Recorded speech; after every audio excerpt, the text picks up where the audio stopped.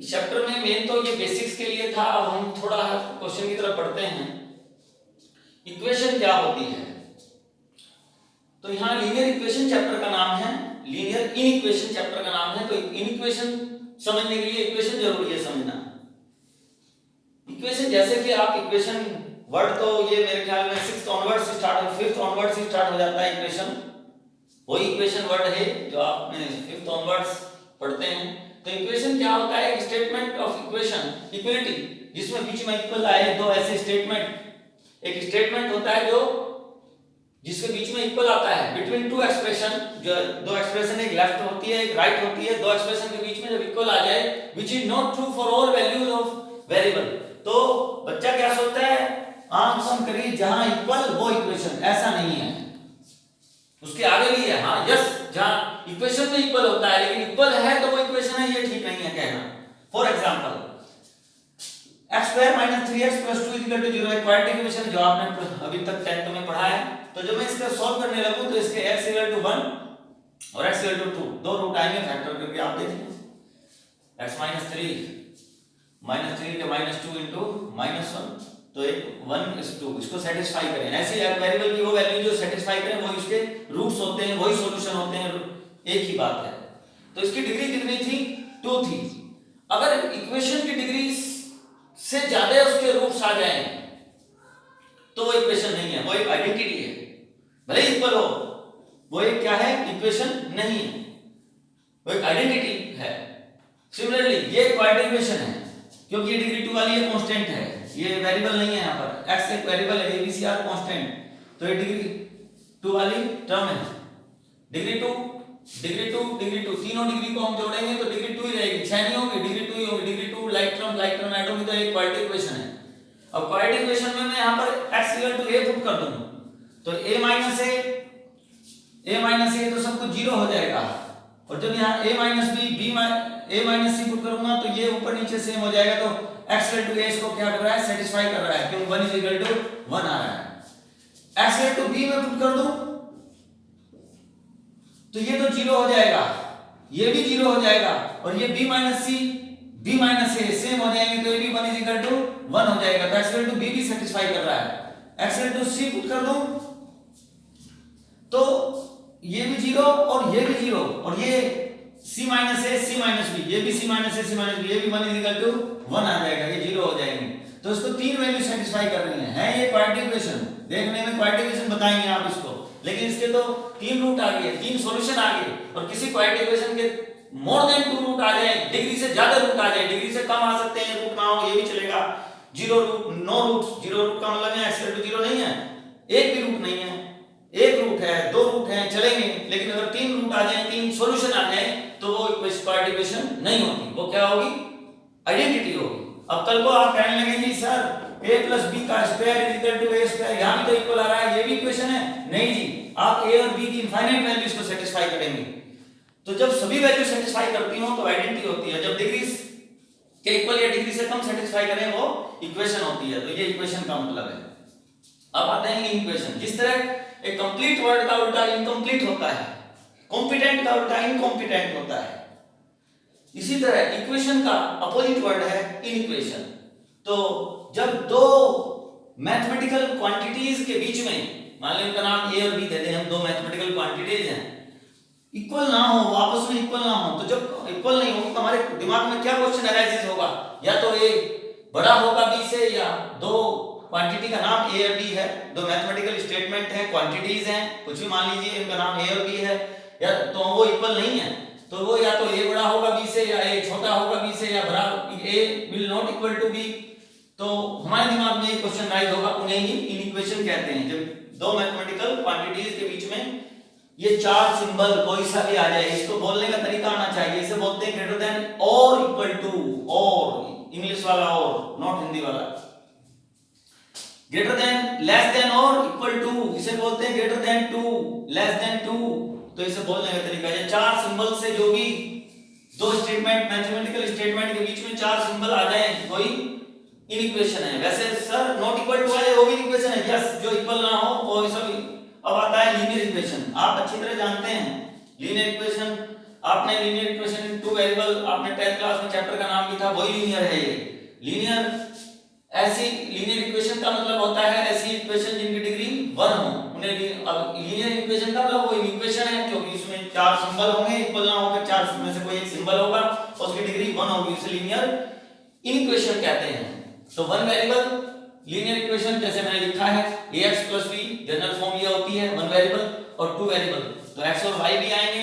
तो xy की general form क्या होगी, इसी में ax + by + c कांस्टेंट, एक x डिग्री टर्म, एक y वाली degree term, y variable term और एक constant term less than equal to 0। Similarly ऐसे आप सो ऑन चारों में। तो ये 2 वेरिएबल लीनियर इक्वेशन है, ये 1 वेरिएबल लीनियर इक्वेशन है। अब इनको सॉल्व कैसे करेंगे देखिए, थोड़े से रूल हम ध्यान रखें। मान लीजिए a greater than equal to b, मान लीजिए लेट इफ लिखा हुआ है a greater than equal to b, एक क्वांटिटी दूसरे के या तो बड़ी है या बराबर है। अब इसमें बच्चा कहता है सर बराबर और बड़ी दोनों एकदम कैसे हो जाएंगे, इसका मतलब ये है या तो इसको सेटिस्फाई करे तो भी चलेगा, इक्वल आ जाए तो भी चलेगा। सर इक्वल आ गई तो इक्वेशन हो जाएगी, हाँ ये वैल्यू इसके इक्वल आ गई तो भी चलेगा, ग्रेटर आ गई तो भी चलेगा। अभी हमने बताया था अगर मैं इनका ग्राफ बनाऊं, अभी तुम ग्राफ से सीखेंगे तो और मोर क्लियर हो जाएगा ग्रेटर देन इक्वल टू के बारे में। ओपन और क्लोज इससे चलेगा, यहाँ जब सिंबल होगा ग्रेटर देन क्लोज का तो ये ओपन और क्लोज तय करेगा। फॉर एग्जांपल मैं इसको अभी थोड़ा क्लियर कर देता हूं। मान लीजिए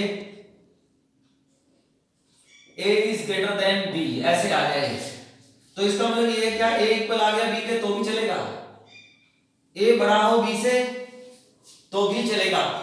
मान लीजिए a greater than equal to 2 आ जाए तो इसका मतलब नंबर लाइन पर a बड़ा है 2 से तो मैं बड़ा, जब बड़े की बात आएगी तो मैं राइट चलूंगा, छोटे की आएगी तो लेफ्ट चलूंगा। यहाँ मान लीजिए 2 है और मुझे a की वैल्यू निकालनी है, वो कह रहा है a 2 से बड़ा हो तो भी चलेगा। तो यहाँ 2 है, यहाँ पर 1 है, यहाँ पर 0 है, तो मैं इधर को चलूंगा। छोटा होता ग्रेटर है तो इधर को चलूंगा, ग्रेटर इधर होता है, लेस देन लेफ्ट में होता है। वो तो नंबर लाइन आप 6 क्लास 6 ऑनवर्ड से पढ़ते आ रहे हैं, फिर लेफ्ट टू राइट चलते हैं, स्मॉलर टू ग्रेटर। तो ये कह रहा है 2 भी चलेगा, तो चलेगा का मतलब होता है क्लोज इंटरवल। ग्रेटर देन ये भी सब चलेगा। ये डार्क लाइन कहां तक जाएगा ये कुछ मेंशन नहीं है, इंफिनिटी तक, क्योंकि नंबर लाइन कहां से शुरू होती है -infinity से, कहां पर एंड होती है इंफिनिटी पर। तो इंफिनिटी एक नोटेशन है, नोशन है, केवल कोई नंबर नहीं होता। जैसे कि अर्लियर हमने इसके बारे में डिस्कस किया था, इंफिनिटी कोई नंबर नहीं होता। तो ये एक नोशन है केवल, भाई इंफिनिटी नॉट डिफाइंड है। यहां तक हम जा रहे हैं, लास्ट वाला नंबर नहीं पता तो इंफिनिटी की तरफ जा रहा है, तो हम क्या बोलेंगे इसको, इसका आंसर आ जाएगा 2 टू इंफिनिटी क्लोज इंटरवल। ये है मतलब ग्रेटर देन इक्वल टू का। तो ग्रेटर भी चलेंगे और इक्वल टू आ गया तो भी चलेंगे, तो ये क्लोज कर दिया। काश a ग्रेटर देन 2 होता तो आंसर इसका केवल 2 टू इंफिनिटी होता, 2 ऊपर ओपन होता। बच्चा कहता है सर मैं 3 ले लूंगा, इसके बारे में हमने पहले भी क्लियर किया था, 2 के जस्ट बाद नंबर चलेगा, लेकिन वो आपको पता नहीं तो आप कैसे लिखेंगे, सर 2.1 लिख लूं? नहीं, 2.2 और 2.1 के बीच में इनफाइनाइट रियल नंबर आपने छोड़ दिए और incomplete answer is wrong answer. भले ही वो 2.1 सही है लेकिन इनकम्प्लीट है, तो incomplete answer is wrong answer. तो थोड़ा सा हम रूल यहां पर सीखेंगे। रूल क्या है कि मान लीजिए a ग्रेटर देन है इक्वल टू b, तो k is any real number, negative positive no matter, k कोई नंबर है। तो अगर a b से बड़ा है तो हम k ऐड कर सकते हैं और k सब्ट्रैक्ट कर सकते हैं दोनों साइड, बोथ साइड्स। इंफिनिटी कोई फर्क नहीं पड़ेगा, infinity will remain same, sign of infinity will remain same. इसी तरह k एक कोई भी पॉजिटिव हो या नेगेटिव हो, दोनों तरफ ऐड कर दो या एक दोनों तरफ सब्ट्रैक्ट कर दो, sign of infinity will remain same. Similarly अगर k एक पॉजिटिव नंबर है, यहां मैं मेंशन कर रहा हूं, यहां कुछ भी मेंशन नहीं है, पॉजिटिव हो सकता है नेगेटिव हो सकता है, यहां मैं बोल रहा हूं k is any real number, यहां मैं बोल रहा हूं k is positive number, k greater than 0 को पॉजिटिव बोलते हैं, k इज पॉजिटिव या k ग्रेटर देन 0। जो दुनिया में 0 से बड़ी चीज होती हैं पॉजिटिव होती हैं, 0 से छोटी होती हैं वो नेगेटिव होती हैं। और नॉन नेगेटिव नॉन पॉजिटिव पर बताया था, अगर मैं डंडा लगा दूं तो ये नॉन पॉजिटिव हो जाएंगी, यानी कि 0 भी चलेगा। अगर मैं यहां डंडा लगा दूं तो ये नॉन नेगेटिव हो जाएंगे, इसका मतलब 0 भी इंक्लूड कर दिया। इस टाइम में 0 इंक्लूड नहीं कर रहा, मैं यहां पर लिख रहा हूं पॉजिटिव नंबर, तो पॉजिटिव नंबर में 0 इंक्लूड नहीं कर रहा, मैं डंडा लगा दूं तो 0 भी इंक्लूड हो गया। कल की वीडियो दोबारा देखें अगर ये बात कंफ्यूजन है थोड़ी बहुत।